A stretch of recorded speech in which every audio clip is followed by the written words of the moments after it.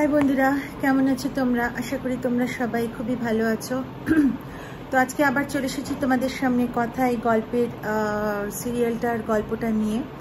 তো চলো তাহলে আর সময় নষ্ট না করে শুরু করা যাক আজকের এপিসোডটা। তো welcome and welcome back to my channel serial update with Rinka.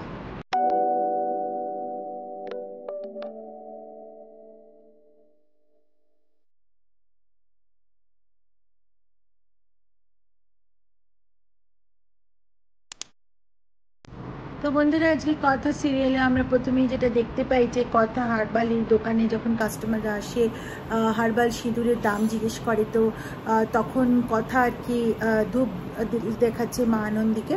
তো যেহেতু পুজো করছে, কথা বলতে পারে না, তো যখন জিজ্ঞেস করে মানে কাস্টমার এসে হারবাল সিঁদুরের দাম কত এভিকে, তো এভি তো সেই ব্যাপারে অবগত নয়। তো এভি কথাকে জিজ্ঞেস করে, তো এদিকে তার আগেও বলে দেয় 400 টাকা ডিসকাউন্ট পাবে। তারপরে আবার কথাকে জিজ্ঞেস করতে যায়, আর কথা যখন মানে 5 এভাবে হাত দেখায়, তো ও ভাবে যে 500 টাকা। তো বললো আই এম সরি, আমি 100 টাকা কম বলে ফেলেছি, ওটা 500 টাকা।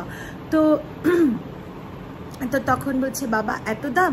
তো তখন কথা তো পুজো টুজো করে এসে এবার এসে বলে যে না, এত দাম নয়, 50 টাকা দাম। তো তখন এভি আবার কথাকে বোঝানোর চেষ্টা করে যে দেখ, তুই যে এই জিনিসটা করছিস সেটা কিন্তু তোর কোনো প্রফিট হবে না, তুই তো একটা পরিশ্রম করে তুই জিনিসটা বানাচ্ছিস। তো তখন কথা বলে যে দেখুন, আপনার থেকেই শেখা, ভালো জিনিস লোকের সামনে তুলে ধরতে এটা মূল্য দিয়ে হবে না। তো যাই হোক, এদিকে অপর দিকে আমরা দেখতে পারি যে সিমরান মনে মনে ভাবে অঙ্কিত স্যারের মা হচ্ছে চিত্রা, তা আমি যদি চিত্রা আন্টির জন্য কিছু করি তাহলে আমি অঙ্কিত স্যারের কাছাকাছি নিশ্চয়ই পৌঁছাতে পারবো।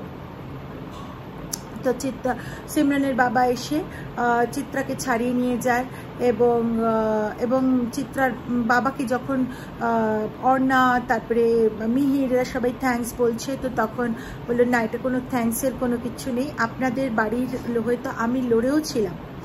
অপরদিকে আবার অর্ণাও আবার সিমরানকে থ্যাঙ্কস বলল, আর তোমার এও আবার মনে মনে চিত্রা আবার মনে মনে ভাবলো এই মেয়েটাকে হাতে রাখতে পারলে আর তো বাস হয়েই গেল, এই মেয়েটাকে দিয়েই আমি অঙ্কিতের জীবন থেকে জুনিকে সরাতে পারবো।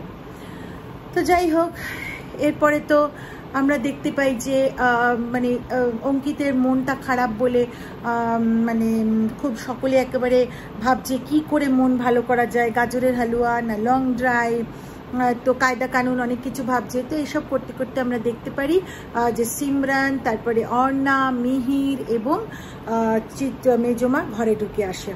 তো তখন কথা বলে ওঠে মেজমা। তো তখন অর্ণা বলে কি ভেবেছিলে আমার মা সব সময় জেলেই থাকবে? আমি যখন সবাইকে বলছিলাম আমার মা ইনোসেন্ট, কেউ তোমরা আমার কথা বিশ্বাস করোনি।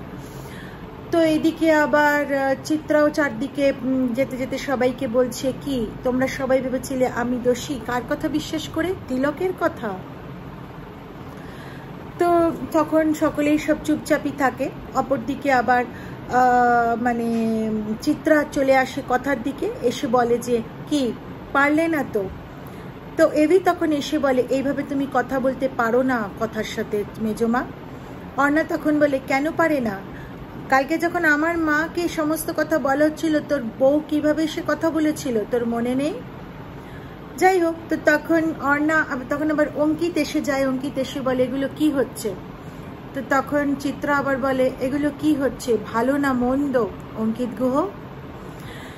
তো এবার আমরা দেখতে পারি যে কথা কিছু বলতে যাবে চিত্রাকে, সেই মুহূর্তে অর্ণা এসে বলে আমার মার সাথে তুমি এইভাবে কথা বলতে পারো না। অর্ণা তখন কথা বলে দাঁড়াও অর্ণা, এবং চিত্রার কাছে গিয়ে কথা বলে শোনো, সত্যিটা কখনো চেপে থাকে না, একদিন না একদিন বেরোবে।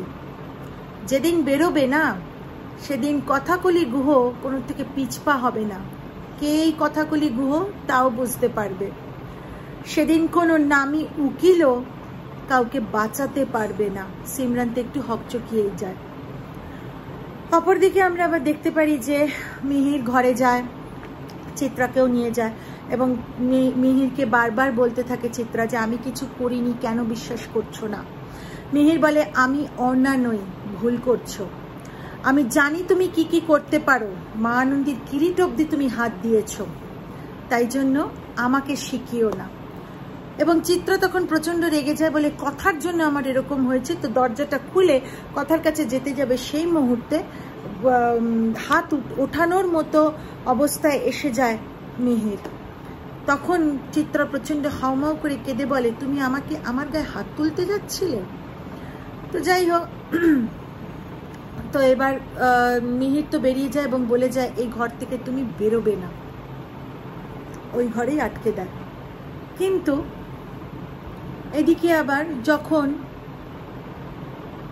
পাচক মশাইকে কথা কফি দিতে যায়, যেহেতু কথা সম্পূর্ণভাবে অন্য জগতে অন্য কিছু চিন্তা করছে, হার্বাল কফির বদলে অরিজিনাল কফি দিয়ে ফেলে। এভি যেটা ধরতে পারে, এভি বলে, তোর ওইটুকু মাথাতে তুই কি এত চিন্তা করছিস?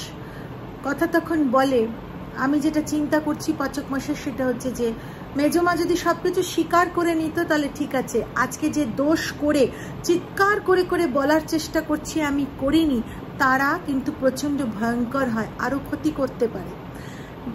এভি বলল, আমি জানি, কিন্তু মেজমা কিছু করবে না, আমি তোকে কথা দিচ্ছি, আমি তোর পাশে সব সময় থাকবো।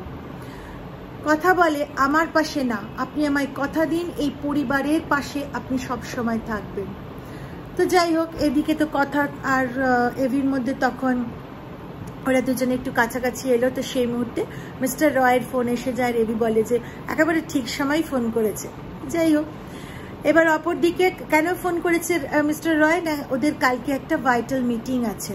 তো কথা খুব মনে মনে ভাবতে থাকে এবং মা আনন্দীকে ডাকতে থাকে যেন ভালো করে মিটিংটা হয়ে যায়। তো অপর দিকে আমরা দেখতে পারি যে পরের দিন সকালে কথা ভালো করে তৈরি করে দিচ্ছে এভিকে। এভি বলছে, আমাকে তো তৈরি করে দিচ্ছিস, কিন্তু তুই কিভাবে তৈরি আছিস, তুই কখন তৈরি হবে? কেন, আমি তো দেখুন ভালোভাবেই তৈরি আছি, কি বাজে লাগছে? তো তখন এভি বলে, না তোকে বাজে লাগছে না, দাঁড়া আমি একটু ঠিক করে দিচ্ছি। কথার আঁচলটা গোজা ছিল, সেটা গোজার থেকে খুলে ভালো করে দিল এভি, আর যাতে ওকে সুন্দর লাগে দেখতে। তো এই ছিল আজকের পর্ব। আর তার সাথে আজকের পর্বে আমরা এটাও দেখতে পাই যে মেজমা ফোন করে প্রান্তিককে। আর আগামী পর্বে আমরা দেখতে পাবো যে কথা গেছে কথা হারবালে, সেখানে জুনিও যায় এবং কথা একটা চিঠি পায় যেখানে রয়েছে যে জমিতে কথা এই দোকানটা খুলেছে সেটি কেউ কিনে নিয়েছে এবং সে সেখানে এই দোকান বা এই জাতীয় জিনিস করতে দেবে না। তো এবং তারা তখন প্রান্তিকের সম্মুখীন হয় এবং জানতে পারে যে প্রান্তিকের ব্যাপার, এটা প্রান্তিক করেছে। কিন্তু প্রান্তিক বলে যে আমি সমস্ত কিছুই করতে দেব, তোমার সঙ্গে একটু আলাদা করে কথা আছে, এবং কথাকে একটা ঘরে নিয়ে গিয়ে বন্ধ করে দেয়। তো বন্ধুরা, এই ছিল আজকের গল্প এবং আগামী পর্বে কি হবে সবটাই বললাম তোমাদের সামনে।